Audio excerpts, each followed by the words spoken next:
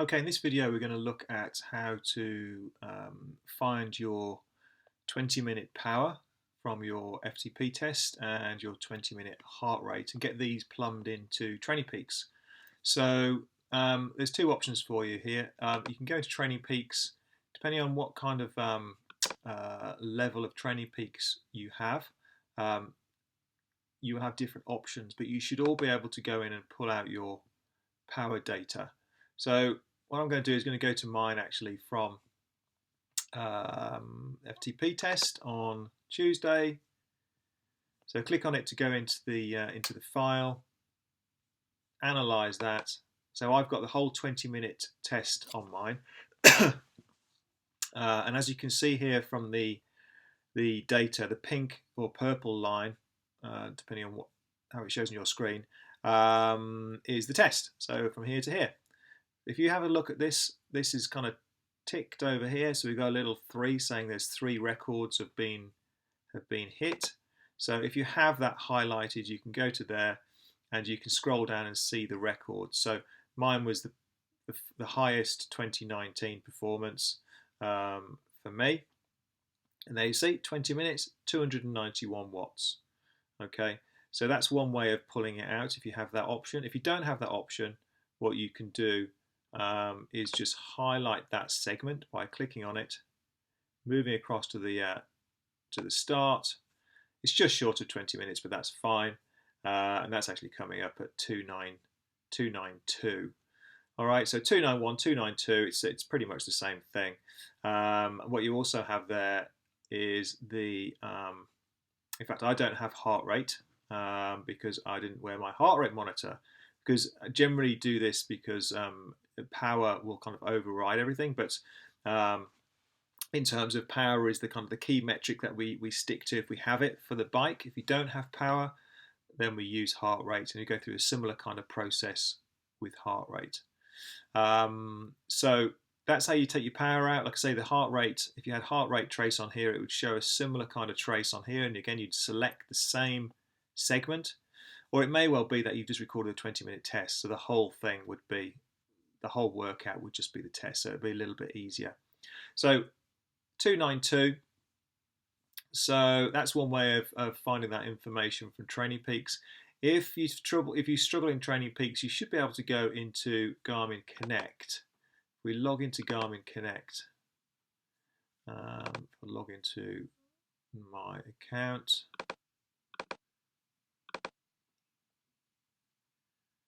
And navigate your way to the calendar. I think is probably the best way in. Calendar. This is actually the test. That name's come in from Strava, City of Westminster Virtual Cycling, but that's the FTP test. So if we click on that and then view details, it should take you into the file. And again, down here, if you scan down through all the data, it's similar kind of thing to Training Peaks, obviously in a different layout. We can see the 20-minute interval there. So I believe you should be able to still highlight that all the way to the end there. And let's see what data we've got from that. In fact, here, look, don't even need to do that. All the splits are down here. So 291 average power for 20 minutes. So that's the power number you need. Okay, power number you need. So 291. We're going to call it 291, and I'll make up a heart rate reading, which I can show you how to plumb that in as well. All right, so you've got your 20-minute time. Now, within Training Peaks itself, it has slightly different training zones for the bike, which complicates things a little bit. It doesn't have the standard zones that we use. So if we go into my zones, the standard bike zones. Let's see if we can find it down here. Let's create a new one. So we can show you. So let's do it on mountain bike. So add that. So threshold power, and the methods are these ones here, none of which we use. Okay, so we've what we have to do this time is we create our own zones, and we do that so that the zones that we create are going to fall into a similar pattern to all the other zones that we have. So the zone 1 to 4, and then 5A, B and C. Otherwise we end up with one type of zones on the bike which don't match. So you have zone 1 to 6 rather than there's actually 7 zones. So we're going to create our own zones on the bike. So the way we're going to do that is, it's a little bit complicated, so you kind of got to bear with me on this. So if you go to the Do3 website, I've actually created a zones calculator for the bike. So the best way to find that is if you go into services on the Do3 site, scroll right the way down to the bottom here, coaching notes and terminology. This is where we're starting to put all our abbreviations and what everything means on here, and also all the how-to videos. So if you scroll all the way down here, past all the videos about working out your swim zones, working out your run zones, all that kind of stuff, I've just dropped this link in here. Click to go to the bike zones calculator. So click on that. Hopefully this will work. And this is a fairly basic spreadsheet which will help calculate your zones for you. Just put this together yesterday. I have my own version of this which I keep kind of offline, but this is a version that I've put together for you. So all you need to do here is enter your test results in here.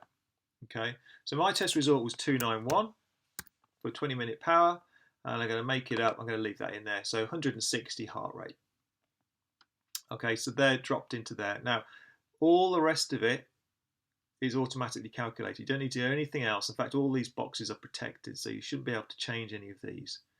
All right, so over here, what you'll see are your actual threshold powers and heart rate, threshold heart rate for the bike. Okay, so as you can see there, 276 and 152. Now, what this means is it should be approximately the power that you can hold for 1 hour. Clearly, you can't hold 291 watts for an hour, or I couldn't hold 291 watts for an hour. That's a 20-minute effort. That's maximum for 20 minutes. So it gets reduced down, and it's estimated, it's 95% actually, 95% of your 20-minute power is what we estimate you should be able to do for an hour. And these are your thresholds. The same thing on the heart rate as well. So 95% is your threshold heart rate, approximately. Okay. So down here we can see all our zones. So zone 1, recovery zone, zone 2, aerobic. There's an extra one in here actually, which you don't need to program into Training Peaks, but this is just something that I added just to give an idea about Ironman heart rate. So it's the bottom end of zone 2, heart rate and power. And then zone 3, zone 4, zone 5, blah, blah, blah, all the way up to zone 5C. Okay, so you can see these nice and clearly. And then all you simply need to do is go into Training Peaks again. And you need to find bike power. Now I've already actually created this, so I think what we'll do here is we'll go back to get us started. Select the top method. Power's already in there, 276. I think that was right. 276. Use the top method, and just so it gives us something to work from, press calculator and you'll get these 6 drop-ups. And this is what I was talking about before. We only have 6 zones here. So if we apply that, what they will do is it'll actually create these 6 zones and drop the heart rate zones in based on that method, which is the one we're not using. So we need to turn it into our zones. It's really not, it's not that complicated. So all we need to do is add another zone. So we have 7.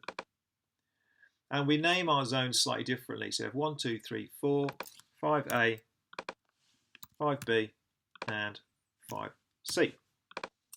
And then all you need to do is is to transfer the zones across from this box. So power 0 to 152. Where are we? Getting lost now. 0 to 152. And then that's 152 to 207. 207, and that'll be 207, oops,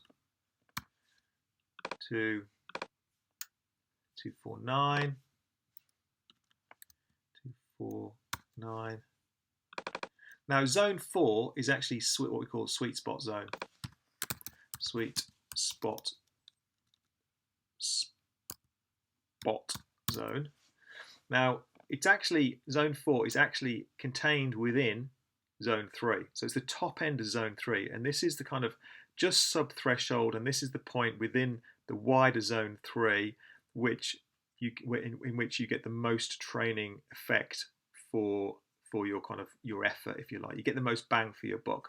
So we actually kind of almost call it a separate zone, which is zone 4, but like I say, it is technically within zone 3. So this one has an overlap. So this one here, again, the data's here, 221 to 249. So as you can see, 221, so 249. So it has the same top end as zone 3 because it is effectively the top half of zone 3. Okay, hope that makes sense. Zone 5 is going to be 249 to what have we got? 290, and then we got 290, nearly done. 332, and then the top one is 332, and then just put a default figure in there of say 500, and we put quite a low number. We don't put 1,000 in there because what it does is it throws the scale of the graphs out because it accounts for 1,000. We don't need to account for that high because we're going to be working in these zones here. All right, so that's those. So we save those, and they are now plumbed in. Okay, they're now plumbed in. And if we now, so that's the power all done. So you've now got your running speed in there. You've got your swimming speed and your bike power. Now we have heart rate to go in. So bike heart rate up here, and bike heart rate. Thankfully, when you look at the zones, we don't need to go through that long-winded method because it actually has a Joe Friel for cycling. This is the one we use. So Joe Friel for cycling, provided you've got the threshold value in there correct, which we actually said was 160, didn't we, on the example? I've got it in there at 165. But so Joe Friel for cycling, hit calculate. This will spit out all these zones here. I won't click apply because it's going to screw up my zones. But click apply, and they'll drop into here, which will be your actual bike heart rate zones. Okay, and that's all there is to it. So if we save and close that, that is the zones all correctly set up. I don't think there's anything else from that. If you go into this spreadsheet and you have any difficulty with it, just drop us a message. It should be working absolutely fine. Obviously, you will all be using the same spreadsheet, so just keep an eye on it for a minute to make sure someone's already not in there changing it. You'll see the numbers changing if there is somebody already in there. You might get a little notification up here that there's already somebody in the spreadsheet, but just when you get 5 minutes, just dip in there, do your calculations, and then come back out. You don't need to reset it, just wait for the next person to reset it. Okay, so that's all. If you've got any more questions, then drop us a message in the usual way.